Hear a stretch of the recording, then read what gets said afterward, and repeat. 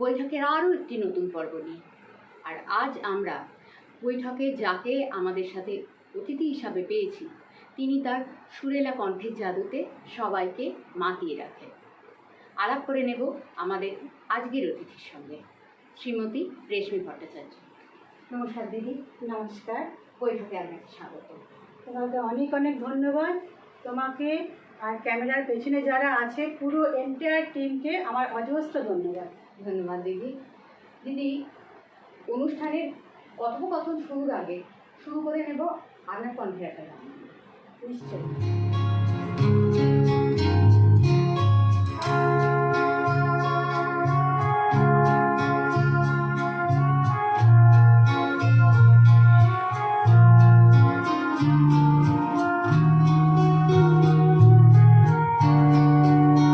একটা পছন্দের গান আমার সঙ্গে। একদম।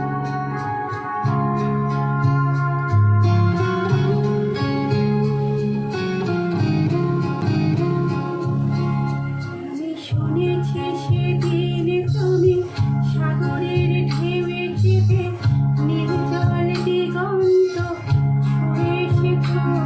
আমি শুনেছি সেদিন তুমি লোনাবালি তীর ধরে বহুদূর হেঁটে এসেছো।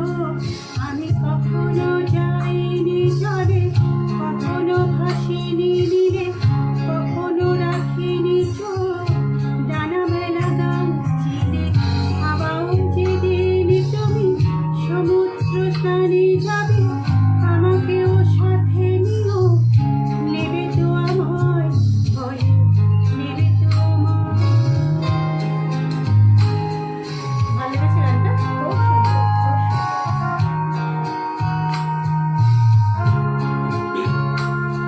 আমি শুনেছি সেদিন নাকি তুমি মিলে তোমরা সদল বলে সভা করেছিলে।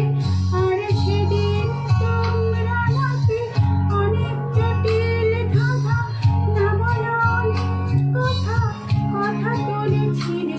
যেন শুধু শুধু ছুটে চলা, একে একে কথা বলা, নিজের জন্য বাঁচা, নিজেকে নিয়ে যদি ভালোবাসা নাই থাকে, শুধু একা একা লাগে। কোথায় শান্তি পাবো, কোথায় গিয়ে বলো, কোথায় গিয়ে।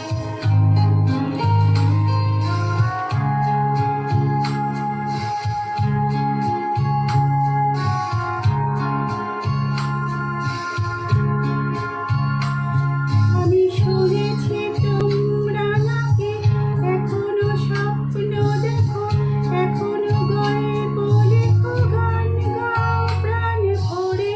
মানুষের বাঁচা মরা এখনো ভাবিয়ে তোলে, তোমাদের ভালোবাসা এখনো গোলাপি ওঠে।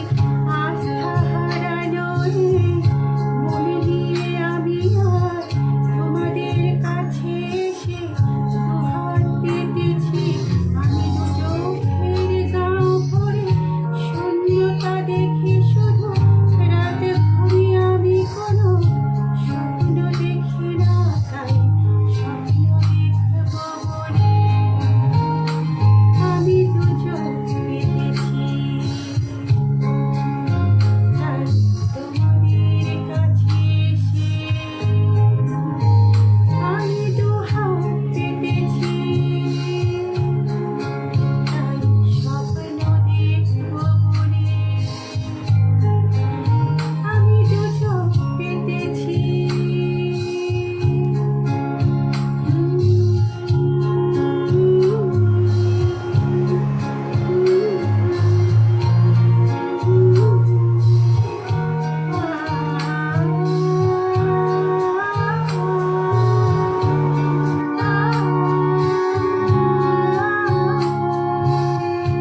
সুন্দর সুরেলা শুরু হলো আজকের অনুষ্ঠানে। ধন্যবাদ। হ্যাঁ, তবে আমরা একটা জিনিস বুঝতেই পারছি, দিদির গলায় আজ কিছু সমস্যা আছে, তাই তো দিদি? ভীষণ সমস্যা আছে, শুধুমাত্র গানটাকে ভালোবাসি বলেই আজকে এখানে এসেছি আমি। এতটা গলার সমস্যা সত্ত্বেও আপনি যে বৈঠকে এতটা সময় দিয়েছেন, এটার জন্যই আমরা খুব কৃতজ্ঞ। তাহলে দিদি এবার একটু কথোপকথনের দিকে যাব।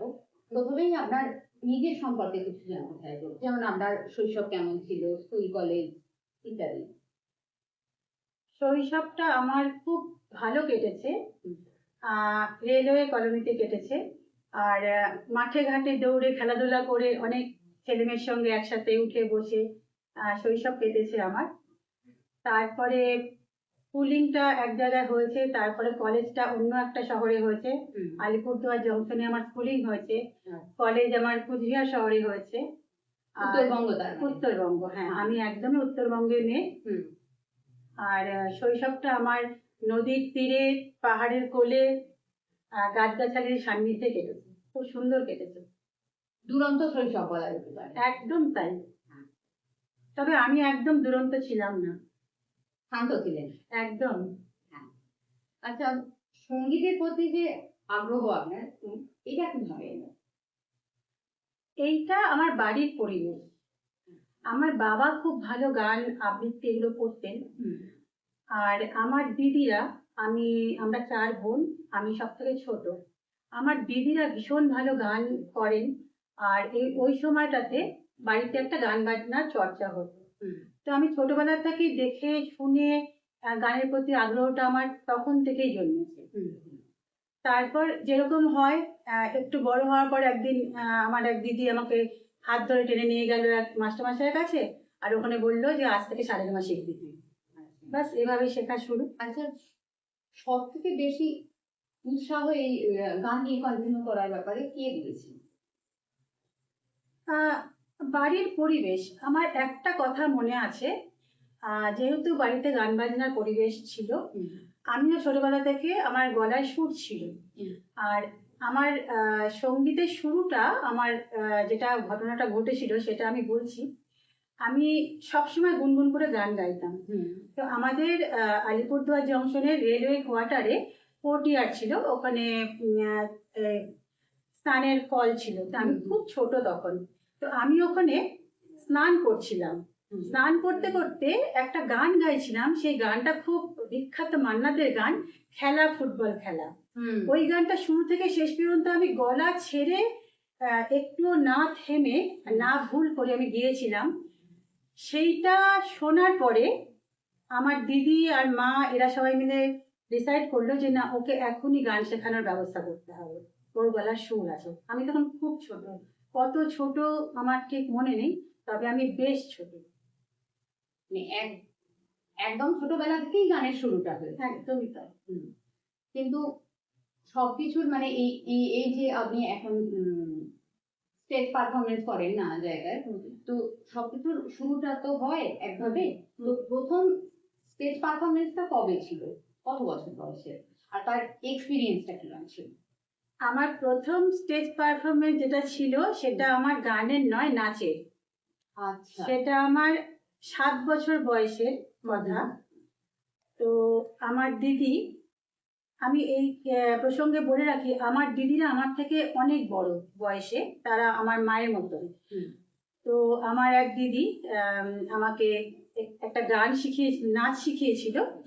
সেটা শেখানোর পরে আমার মনে আছে, বেশ আমাকে হাত ধরে টানতে টানতে নিয়ে গিয়ে হাতে বেশ কাঁচের চুড়ি টুড়ি পরিয়ে, সবুজ রঙের শাড়ি পরিয়ে আমাকে একটা কম্পিটিশনে, সেখানে শহর জুড়ে একটা নৃত্য, বিভিন্ন বয়সে নৃত্য এবং গানের কম্পিটিশন হচ্ছিল। সেখানে আমাকে নিয়ে গিয়ে আমাকে দাঁড় করিয়ে দিয়েছে স্টেজে। তো আমার অতটা বুদ্ধি ছিল না যে আমি কি করতে চলেছি, কিন্তু আমাকে বললো যে এখন গানটা বাজবে, তুই নাচ করবি। তো গানটা ছিল মেঘের কোলে রোদ এসেছে, বাদল গেছে। হ্যাঁ, তো আমাকে স্টেজের কোণা থেকে একটু ঠেলে দিল, আর আমি গিয়ে গান যখন বাজলো আমি তখন নাচটা নেচে দিয়ে চলে আসলাম। তারপরে বিভিন্ন বয়সের প্রতিযোগিতার পরে যখন তোমার রেজাল্ট ডিক্লেয়ার হলো, তখন দেখা গেল শিশু বিভাগে আমি প্রথম হয়েছি। ফার্স্ট স্টেজ পারফরমেন্স, আর আমি ফার্স্ট প্রাইজ পেয়েছিলাম। সেই প্রাইজটা আমার কাছে আজও আছে। দারুণ একটা অভিজ্ঞতা। একদম। আর আমার গানের যেটা স্টেজ পারফরমেন্স, সেটাও কিন্তু কম্পিটিশন। আচ্ছা। সেই গানের কম্পিটিশনে আমি যে গানটা প্রথম গেয়েছিলাম সেটাও বোধহয় মোটামুটি 8 বছর বয়স হবে আমার তখন। গানটা আলো নিশ্চয়ই মনে আমার আছে? আলো আমার আলো হবো, হুম। ওই গানটা আমি বাহ। গেয়েছিলাম হারমোনিয়াম বাজিয়ে। হ্যাঁ, ওটা আমার প্রথম গানের স্টেজ পারফরমেন্স। মানে দুটোই রবীন্দ্রসঙ্গীত, নাচ গান হ্যাঁ, দুটোই। একদমই তাই। অ্যাকচুয়ালি বাঙালিদের শুরু তো রবীন্দ্রনাথকে দিয়েই হয় বেশিরভাগ। আচ্ছা, এবার যখন গান নাচের কথা হলো, আবার একটা গান শুনে নেব। পুরোনো দিনের কথা যখন হচ্ছেই, হুম। তাহলে পুরোনো দিনের একটা গান গাই। একদম। সন্ধ্যা মুখার্জি গাওয়া হুম। মায়াবতী মেঘের তন্দ্রা, তুলি তুলি রাঙা পায়েতে, ফুল ফুল বন ছায়েতে, পলাশের রং রাঙালো কখন চোখে সে স্বপ্ন আঁকে। মায়াবতী মেঘের তন্দ্রা, গুন গুন গুন গুন ফিরে এলো এই ফাল্গুন, মহুল বনে মহুদল দল, দুনয়নে নেই নেই ঘুম। গুন গুন গুন গুন ফিরে এলো এই ফাল্গুন, মহুল বনে মহুদল দল, দুনয়নে নেই ঘুম ঘুম। পলাশের রং রাঙালো কখন চোখে সে স্বপ্ন আঁকে। মায়াবতী মেঘের তন্দ্রা। কেমন লাগলো? খুব সুন্দর, মানে পুরোনো দিনের স্মৃতি ফিরে এলো বলা যায়। কষ্ট হচ্ছে, আমি তবুও গাইছি। সেটাই সেটাই আমাদের একটা বড় পাওনা। এত সমস্যা সত্ত্বেও এইভাবে যে আমি কন্টিনিউ করছি। আচ্ছা, আপনার কাছে সফলতার ডেফিনেশন কি? সফলতার ডেফিনিশন একটা বড় প্রশ্ন। আমার কাছে সফলতা পার্সন টু পার্সন ভ্যারি করে। প্রত্যেকটা মানুষের সফলতা তার তার নিজের কাছে। একদম। আমার মনে হয় যেই মানুষটা তার নিজের জীবনে একটা গোল সেট করেছে, সে যদি সেই গোলটাকে অ্যাচিভ করে নিতে পারে, তাহলে সেই ক্ষেত্রে সেই সফল। খুব সত্যি কথা। আচ্ছা, আপনি একজন ডাক্তারের স্ত্রী। সব থেকে বড় কথা, শুধু ডাক্তারের স্ত্রী নয়, আপনি একজন ডাক্তারের মা।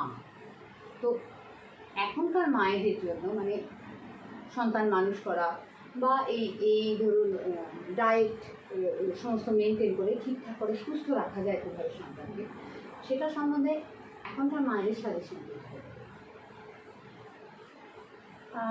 এখনকার মায়েরা ডায়েট সম্বন্ধে খুব কনসাস আমি খেয়াল করেছি।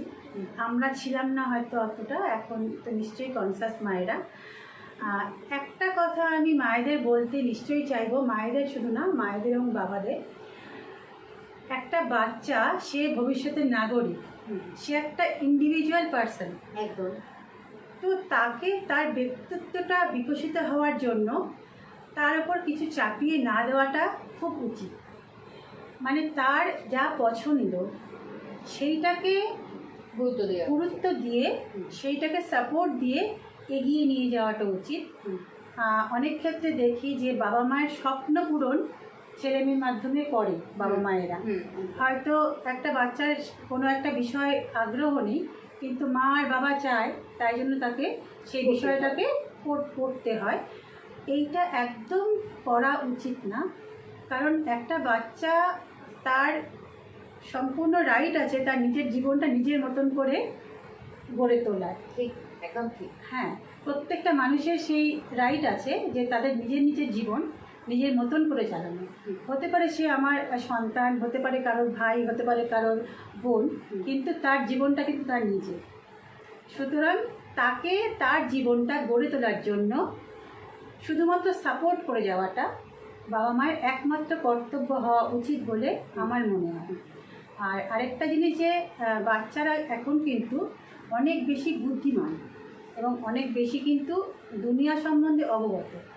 সুতরাং তাদের যেই ভাবনা চিন্তাটা, সেই ভাবনা চিন্তাটা শুনে এবং সেটাকে কদর দিয়ে তাকে এগিয়ে নিয়ে যাওয়া বা ভবিষ্যতের পথে ঠেলে দেওয়া, এটাই হচ্ছে এখনকার বাবা মায়ের করা উচিত। দিদি খুব সুন্দর কথাগুলো বললেন এবং আমারও মনে হয় সমস্ত বাবা মা বোধহয় এই কথাগুলো মাথায় রেখেই এগোনো উচিত বা সন্তানের সম্বন্ধে সিদ্ধান্ত নেওয়া উচিত। যাই হোক, আরও একটা গান এবার শুনবো। আচ্ছা বেশ। আচ্ছা, তোমার একটা আমার অতি প্রিয় শিল্পী লোপামুদ্রার দেওয়ার গান বা আমি একটুখানি গিয়ে শোনাই।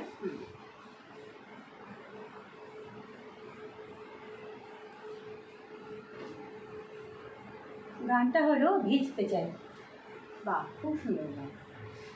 দেরে নানা মিচ্ছরানা ধিমতা নানা ভিজতে চাই, দেরে নানা মিচ্ছরানা ধিমতা নানা ভিজতে চাই। ক্লান্ত মন শুকনো জীবন দে ভিজিয়ে দে আমরণ, মেঘলা দিন বৃষ্টিহীন ভাল লাগে না, দেরে নানা মিচ্ছরানা দিনটা নানা ভিজতে চাই। যাস না রে মেঘ সরে অন্য কারোর আকাশে, ভিজে হাওয়া আয় ছুটে ঘিরে থাকে চারিপাশে। ও যাস না রে মেঘ সরে অন্য কারোর আকাশে, ভিজে হাওয়া আয় ছুটে ঘিরে থাকে চারিপাশে।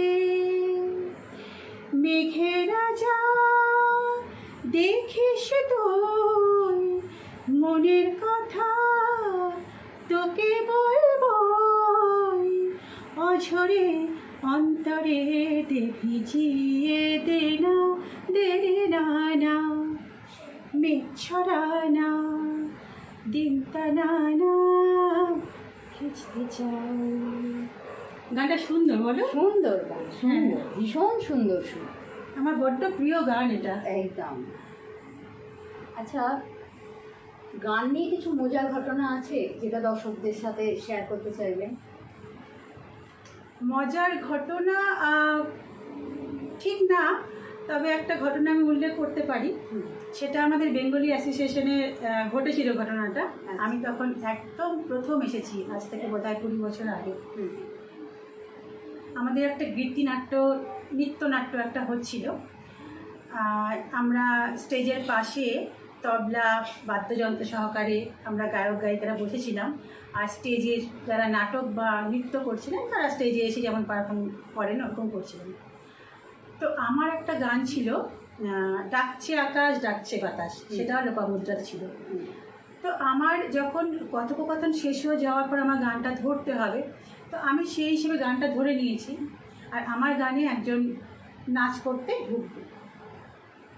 আমি একটা প্রিলিউড ছিল হারমোনিয়ামে বাজিয়ে, প্রিলিউডটাকে বাজানোর পরে আমি আমার গানটা ধরে নিয়েছি।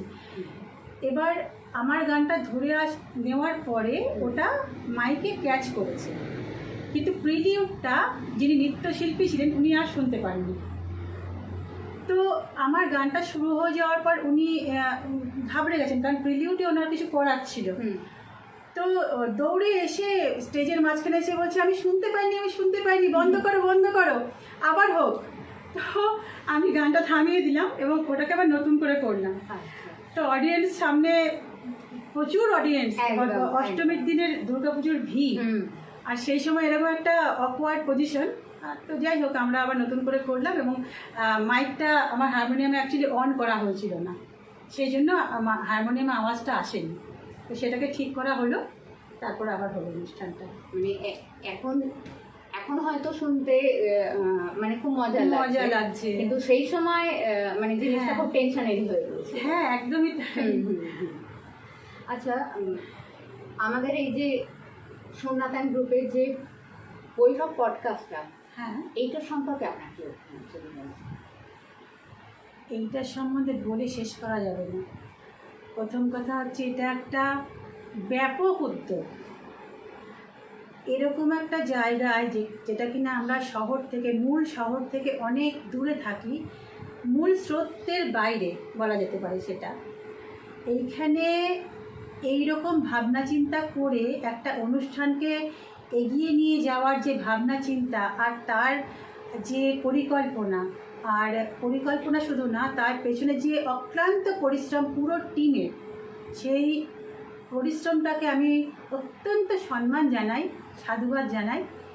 এবং আমি চাই যে এই অনুষ্ঠানটা যেন আরও অনেক অনেক অনেক বড় হোক।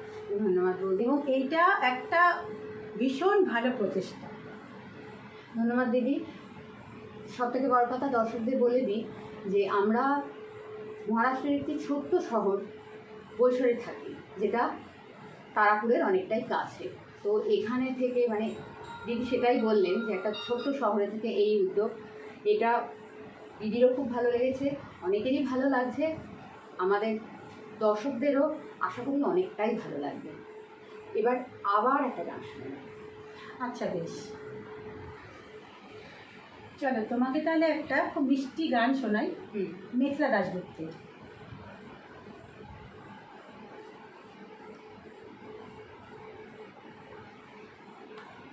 গানটার নাম হলো মন কেমনের জন্মদিন। বাহ, খুব প্রিয় গান আমারও। হাসলে না, আমায় ভালোবাসলে না, আমার কাছে দিন ফুরালেও আসলে না, এই মনে কেমনের জন্মদিন, চুপ করে থাকা কঠিন, তোমার কাছে খরস্রোতাও গতিহীন। নতুন সকালগুলো কপাল ছুলো তোমারই, দূরে গেলেও এটাই সত্যি, তুমি আমারই, শুধু আমারই। কেন রোদের মতো হাসলে না, আমায় ভালোবাসলে না, আমার কাছে দিন ফুরালেও আসলে না। জলে ভেজা চোখ বোঝা, ঘুম খোঁজাবো,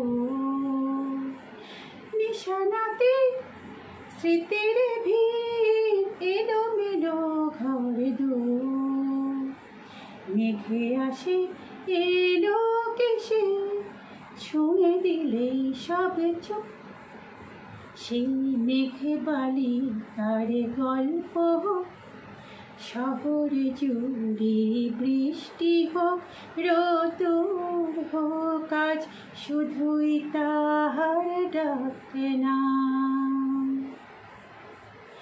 পাতা ভরা সব টুকরোরা, কাল বৈশাখীর মতো মুখ জোড়া, সব ভিজে যাক, বেঁচে থাক অভিমান।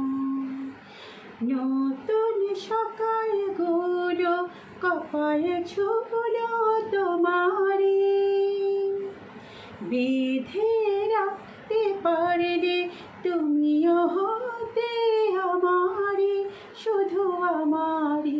কেন রোদের মতো হাসলে না, আমায় ভালোবাসলে না, আমার কাছে দিন ফুরালেও আসলে না। গানটা আমার এত ভালো লাগে, আমি পুরো গানটাই গেয়ে দিলাম। তাই একদম মানে খুব মিষ্টি গান, কথা সুরের ভীষণ সুন্দর একটা মেলবন্ধন আছে। হ্যাঁ, খুব খুব সুন্দর গান। আচ্ছা দিদি, এবার কিছু র্যাপিড ফায়ারের প্রশ্ন করবো, মানে এক কথায় উত্তর দিতে হবে। বলো, আমি চেষ্টা করছি। একদম। আচ্ছা, সকাল না রাত কোন সময় গান গাইতে সবথেকে বেশি? অবশ্যই রাত। ক্লাসিক্যাল না modern music? It depends upon mood. পছন্দের শিল্পী মেল আর ফিমেল? একজন তো নয়, তবুও এক কথায় উত্তর, তাই বলতেই হবে আশা ভোসলে। আর মেল শিল্পী আমার অনেক আছে, আমি কারোর নাম একজনকে বলতে চাইছি না, অনেক আছে। এক শব্দে নিজেকে বর্ণনা করুন। এক শব্দে নিজেকে বর্ণনা: a loving daughter, a perfect wife, and অবশ্যই একজন good mother. a supportive mother। আর সব মিলিয়ে আমি নিজেকে বলতে চাই অনন্যা। খুব সুন্দর উত্তর। আচ্ছা, গান করতে যখন স্টেজে ওঠেন সব থেকে এম্বারেসিং মুহূর্ত কোনটা? আমার একটাই এম্বারেসিং মুহূর্ত, বিশেষ করে আমরা এখানে যখন গান গাই তখন খুব একটা মিউজিক সিস্টেম যেটা থাকে আমাদের, খুব একটা আমরা অতটা সময় পাই না যেটাকে সেট করে আমরা গাইবো, যেটা কিনা বড় বড় শিল্পীরা একটা আধ ঘন্টা টাইম নেয় যে মিউজিকটাকে পুরো সেট করে টেস্ট করে তারপর গাইতে শুরু করে। আমরা উঠি এবং আমরা উঠেই মাইকটা ধরে গান গাইতে শুরু করে দিই। তাতে মজাটা হচ্ছে কি, ক্যারাওকে যখন বাজে, আমরা যখন মিউজিকের সঙ্গে গান গাই, ক্যারাওকে যখন বাজে, ক্যারাওকের আওয়াজটা অনেক সময় কি হয়, মনিটরটা পিক করে না এবং আমরা শুনতে পাই না হয়তো ঠিক মতো। তো হয়তো সেই ক্ষেত্রে আমাদের গানটা হয়তো একটু নড়ে যায় বা গাইতে কষ্ট হয়। এবার আমরা হয়তো ইশারা করলাম, যারা আছে ওখানে সেটিংয়ে বসে থাকে তাদেরকে ইশারা করলাম যে সেট করো, তারা ঠিক মতো সেট করলো না, হয়তো আমার ভয়েসটাকে বিরাট বাড়িয়ে দিল কিংবা আমার মিউজিকটাকে বিরাট বাড়িয়ে দিল, আমার ভয়েসটা এবার আমিই শুনতে পাচ্ছি না। তো এইরকম যখন হয় না অন স্টেজ, খুব এম্বারাসিং লাগে, কারণ আমি বুঝতে পারছি আমার গানটা ঠিক মতো যাচ্ছে না পাবলিকের কাছে, কিন্তু আমার কিছুই করার নেই। সেখানে আমাকে থেমে যাওয়া যাবে না, আমাকে প্রোগ্রামটা চালিয়ে যেতে হবে। হয়তো আমি আধ ঘন্টার একটা প্রোগ্রাম নিয়ে স্টেজে উঠেছি, আমি সেখানে থামতে পারবো না, কারণ আমার পেছনে আরও প্রোগ্রাম আছে, তো চালিয়ে যেতে হয়। তো সেইটা আমার কাছে খুব এম্বারেসিং লাগে। আমার মনে হয় যে আমার গানটা ঠিকমতো প্রেজেন্টেশনটা আমি করতে পারছি না। আচ্ছা, এই যে গান সামলে সংসার, সন্তান, স্বামী সবাইকে যে সময় দেয়া, সংসারে মানুষ হিসাবে নিজেকে কত নাম্বার দেবেন? 100-তে 100। আচ্ছা দিদি, বৈঠকে আজকে এই সমস্ত প্রশ্নোত্তরের মধ্যে যে র্যাপিড ফায়ার পর্বটি হলো, সেটি কিন্তু আপনাকে দিয়েই প্রথম আমরা আর কি শুরু করলাম বৈঠকের প্রশ্নোত্তর। তাই নাকি? হ্যাঁ, একদম। তাহলে তো আমি সৌভাগ্যবতী। সেটাই। আচ্ছা, এবার কিন্তু অনুষ্ঠানের একদম শেষে চলে এসেছি। খুব সুন্দর সময় কাটলো আপনার সঙ্গে গল্পে এবং গানে। তবে সবার আড্ডারই তো শেষ হয়, তো এই শেষটা করবো আপনার কণ্ঠের একটা গান দিয়ে। নিশ্চয়ই, আমারও খুব ভালো লাগলো তোমরা সবাই এলে এখানে। ক্যামেরার পেছনে দর্শক বন্ধুরা দেখতে পাচ্ছেন না যাদের, তাদের সঙ্গে আমার সময় কাটলো, তোমার সঙ্গে সময় কাটলো, ভীষণ ভালো লাগলো আমার। আর একটা অনন্য অভিজ্ঞতা হলো।